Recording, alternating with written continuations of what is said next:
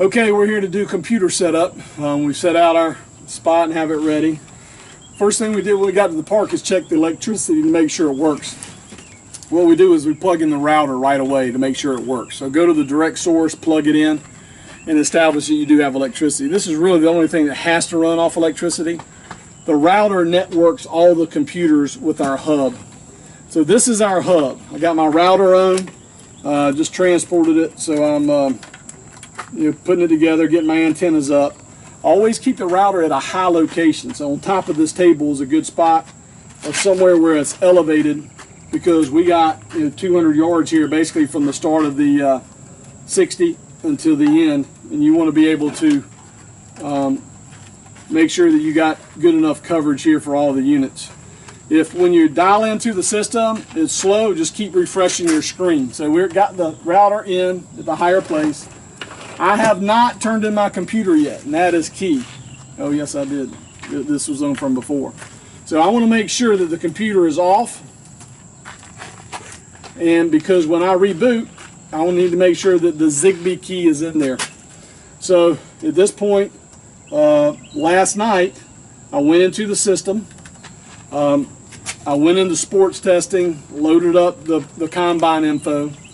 I downloaded all the details from the registration, which y'all don't need this part, we do it for you.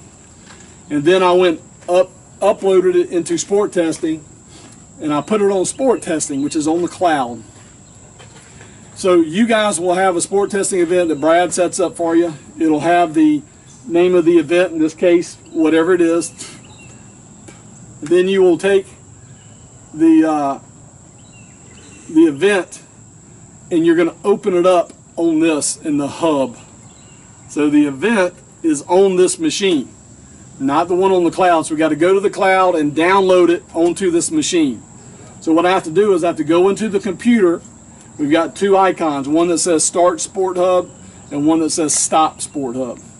So what we're going to do is we would start Sports Hub, and then we would take and we would put that in.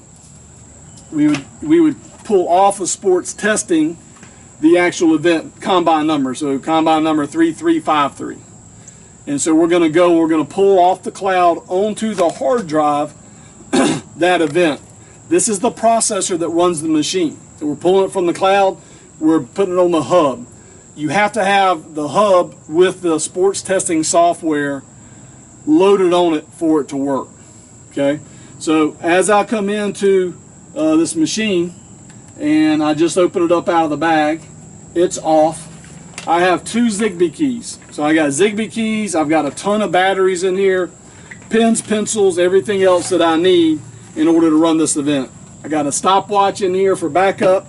I got extra batteries. Again, tons of pens and pencils, and I'm ready to go.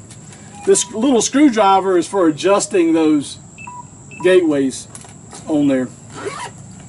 And so here's what I do. I pull out the Zigbee key. This is what the Zigbee key looks like. Everybody has two of them.